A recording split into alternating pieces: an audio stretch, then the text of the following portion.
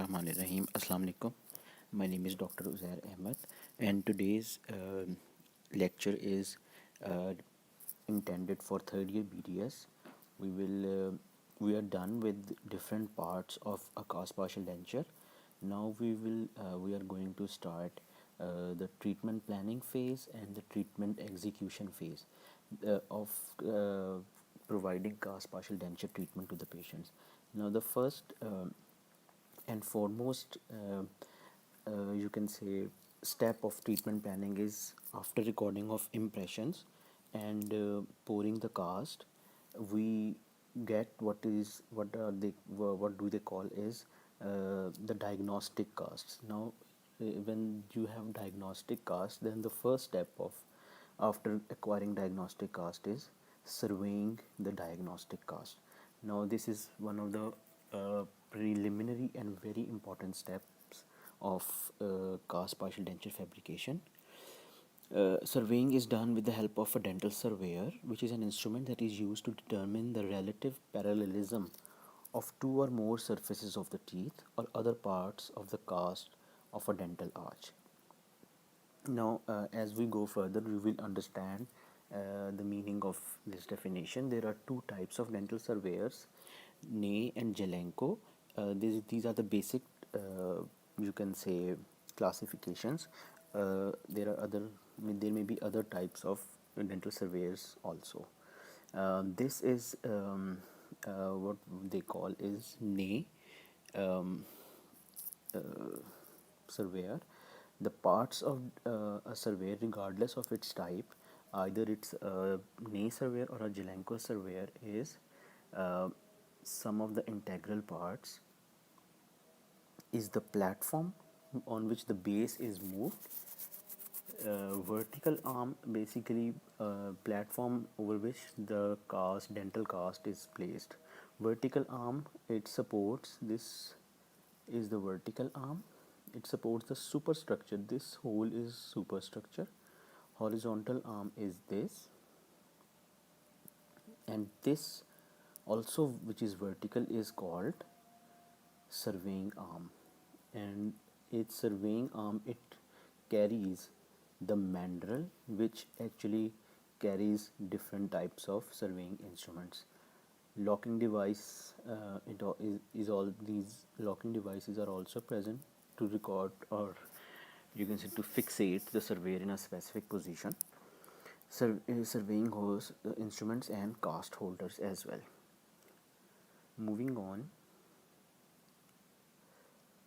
uh, what are the different functions, or you can say purpose of using this instrument? First of all is surveying the diagnostic cast, as I was talking about. At this point of time, as a third year BDS students, you have to understand the specific terms that we use during dental communications. Diagnostic cast is that cast which is recorded or which is taken at the initial appointment of the patient, when the patient reports to you uh, and wants his or her treatment. You record his or her impressions, and that is called the diagnostic cast. And surveying the diagnostic cast whenever planning for cast for denture is mandatory. And different purposes of surveying the diagnostic cast is to determine the most desirable path of placement that will eliminate or minimize interferences to placement and removal of the denture. And path of placement and removal are always the same but in opposite direction, and whole movement is made possible because of guiding influence of tooth surface is made parallel to that path of placement. Basically, we know that path of placement, the denture should not move in any other direction other than that of path of placement and removal, because this requires the, which we call the ability of a denture to retain its place or to have a adequate retention. Path of insertion is basically that path which is followed by prosthesis from its first contact with the teeth until they are fully seated. This path coincides with the path of withdrawal and may or may not coincide with path of displacement. There may be a single path or multiple paths. Multiple paths exist, for example, where the abutments are divergent. or when point contacts between the saddle of the denture and the abutment teeth.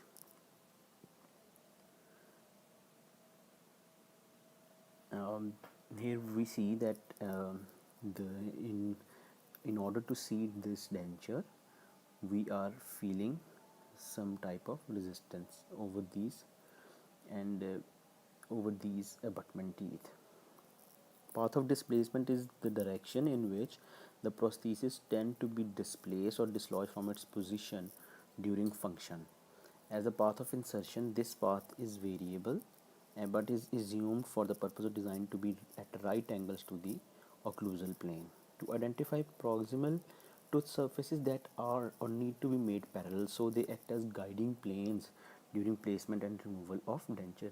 Now you see that when we survey with the help of dental surveyor, we can understand that these walls need to be changed, modified in order for this denture to insert properly. Excuse me. So here we made these two walls parallel to path of placement. Also, another purpose is to locate and measure areas of teeth to be used for retention. Now this is the point.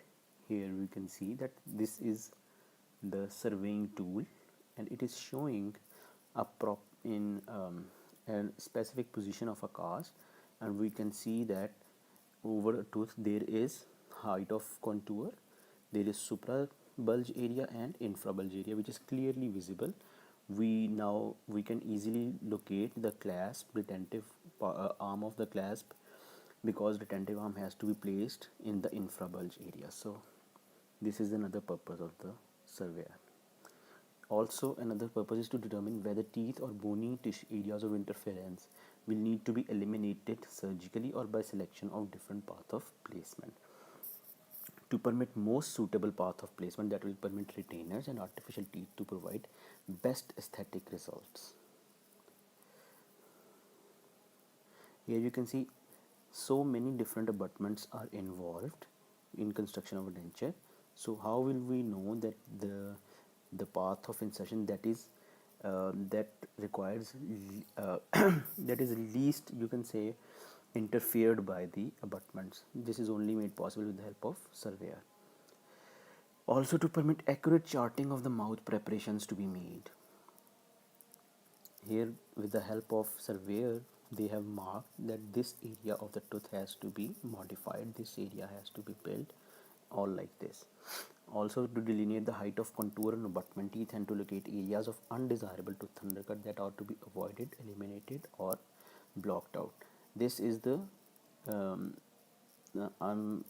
I hope that you guys uh, identify this, that with the help of a carbon surveyor, carbon marker, this is the height of contour of the tooth, this is the infrabulge area, this is the suprabulge area. To record the cast position in relation to the selected path of placement for future references. This is also called the tripoding.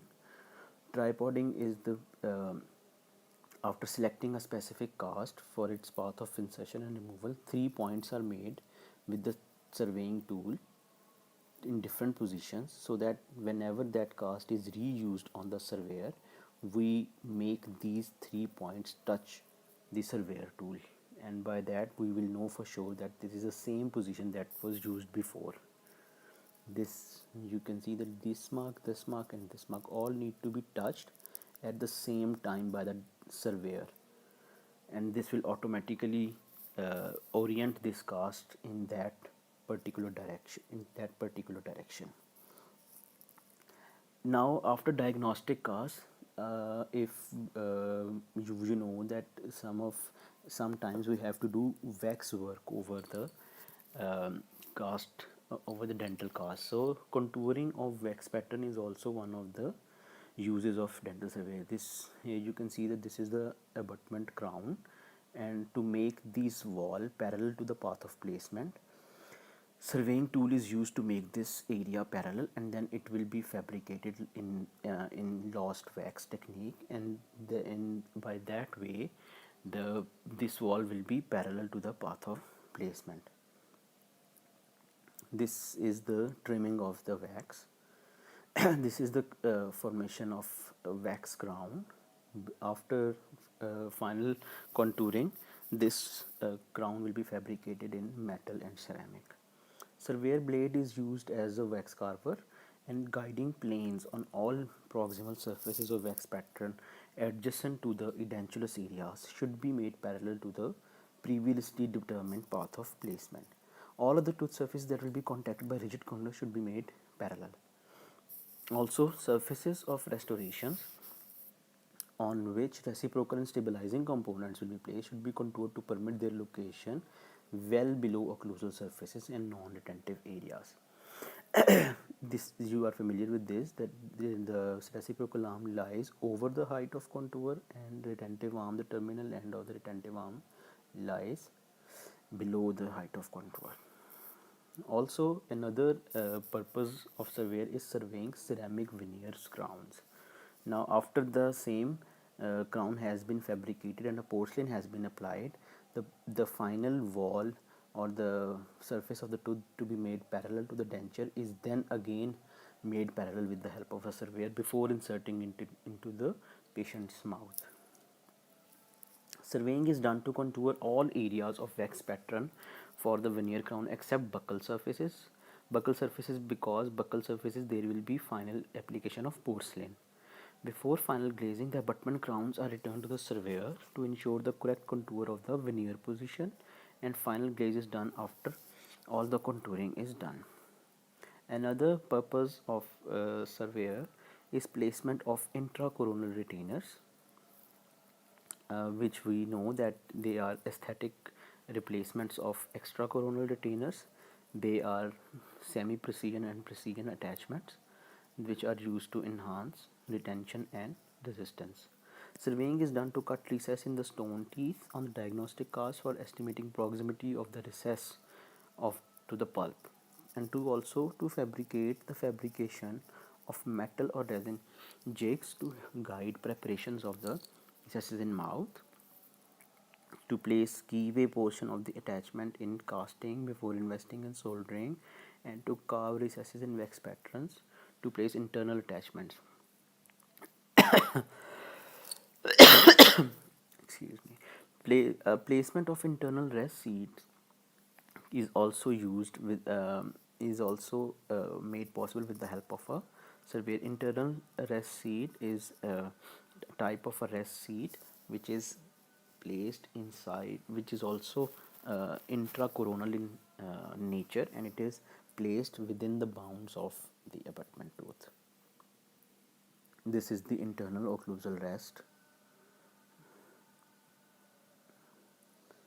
This, it is a tooth supported partial denture, can use these rests, and this is not an internal attachment. Occlusal support is derived from floor of the rest seat and from additional occlusal bevel if better. Another purpose of using surveyor is machining the cast restorations. These cast restorations, which are fully made in metal, there is no porcelain over there. Then after final formation, their walls can be made parallel to each other with handpiece, because surveying tools, you have seen that different types of surveying tools can be used over a surveyor. Either it can be a carbon marker, a metal portion, a carbide bar, or a handpiece, a straight handpiece, which can also be used with the help of along with cylindrical bath carborundum point. Surveying the master cast. Now you have to understand that there was a diagnostic cast and then there is the master cast. Master cast is obtained after you have done all the mouth preparations in patient's mouth. All the diagnostic cast, during surveying, we came to know that the different walls were not parallel, and they were not, the height of contour was very bulky, and we had to remove that. We had to remove some tori. After all these procedures are done, which are also called mouth preparations, the next then there is a comes a point when there is a recording of final impression of that patient's arches, and from that final impression we get what we call is master cast. Master cast, this some purposes of this master cast is also then surveyed with the help of a surveyor, and there are different purposes of that too. Some of these purposes are same as that of the surveying of diagnostic cast, which is to select most suitable path of insertion after mouth preparations, to permit measurements of retentive areas, and to identify the location of clasp terminals in cervical third of tooth. Now this is, you understand that on the master cast you cannot do further changes in patient's mouth. All the changes have to be made or have to be introduced in cast partial denture that you are providing to the patient. To locate undesirable undercut areas that must be delineated or blocked out. Here you can see that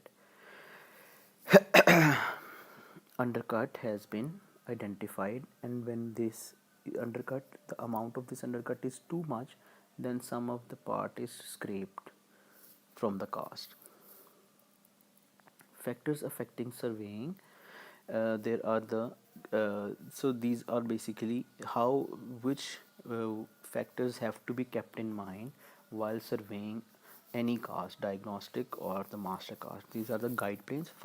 The first step would be to make guide planes parallel to each other. Guide planes are basically those uh, surfaces of the abutment teeth which will come into contact of the cast partial denture.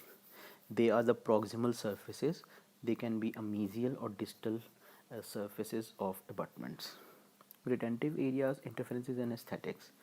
Guide planes are the two or more parallel axial surfaces, which are axial is what we call, which are vertical in nature of the abutment, which can be used to limit the path of insertion and improve the stability of these, like this tooth. If you consider this as the distal tooth, so this is its mesial part, this will act as guide plane, and this tooth's distal wall will act as a guide plane. Proximal tooth surfaces which are parallel to each other must be found or must be created as guide planes. Either they are found or they can be created with the help of additive or subtractive procedures. They are necessary to ensure the passage of rigid parts of prosthesis into desired sitting area. Advantages of creating guiding plane are to give a direction to movement of prosthesis. Prosthesis easily removed and worn by the patient. No pressure on abutment teeth during contact, and no injury to underlying tissue. Also to ensure predictable clasp assembly function. Next step is the measurement of retentive areas where the extracoronal clasps will be provided. They must exist for a given path of placement, and they must be contacted by retentive clasp arms that are forced to flex over a convex surface during placement and removal. And for a clasp to be retentive, its path of escapement must be other than the path of removal of the prosthesis.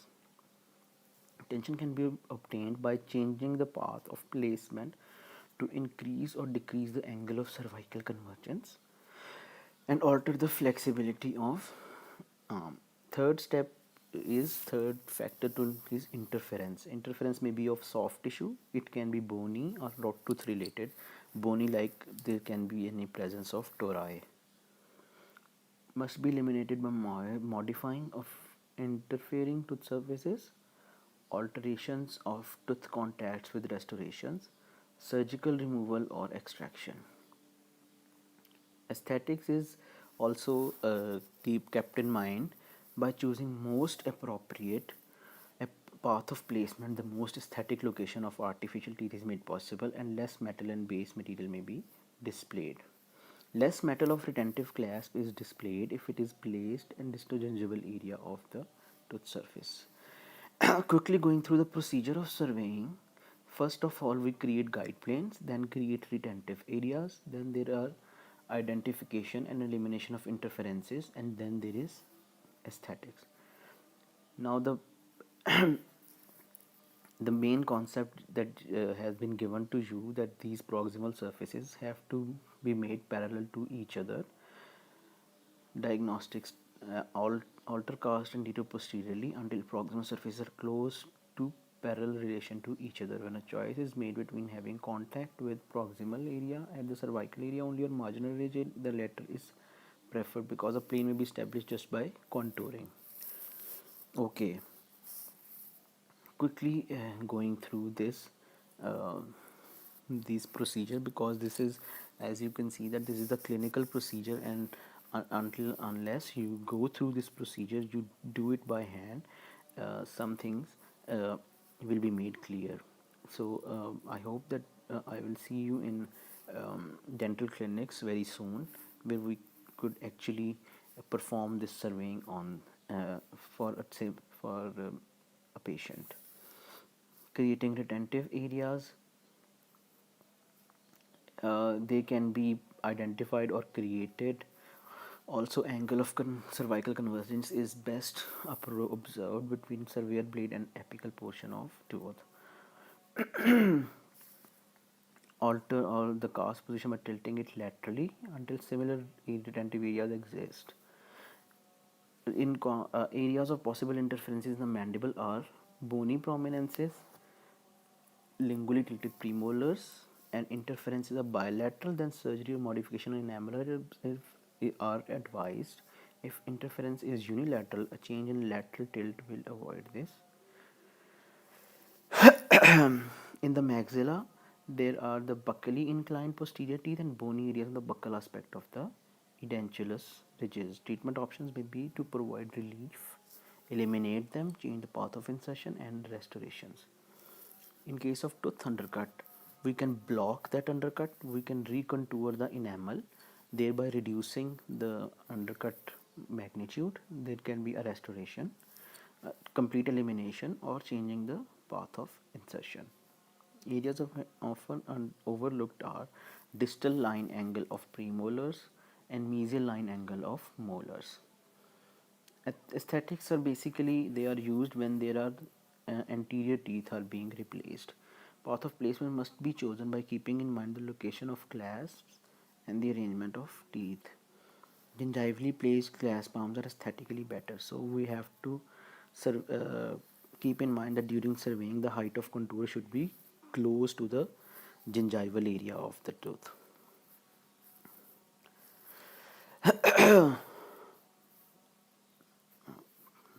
Just a second.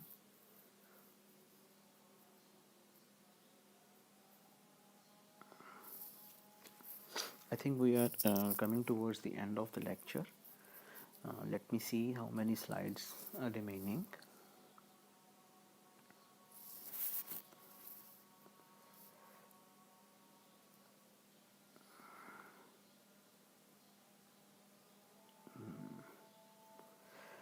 Okay, so we were here. This app, I don't know why it keeps crashing down. Now, survey line is, you can see that the height of contour is encircling the tooth. There can be a high survey line, there can be medium, there can be low survey line, and diagonal survey lines. Now, at this stage, you don't have to go into the details of the survey lines. I'm just trying to show you what is a survey line. This is the survey line, which is created by putting a cast in a dental surveyor. They can be medium survey lines. This is the height of contour or the survey line of that tooth. And see the diagonal survey lines. So this marks the end of today's lecture. Inshallah, we will be joining each other in dental clinics soon as well. So in meantime, keep your spirits high and cover as much topics as we have covered here in lectures. Please consult your textbooks as well. Some of the things that cannot be covered in this limited time of these lectures can be easily understood when you quickly go through your textbooks regarding those topics as well. Thank you so much.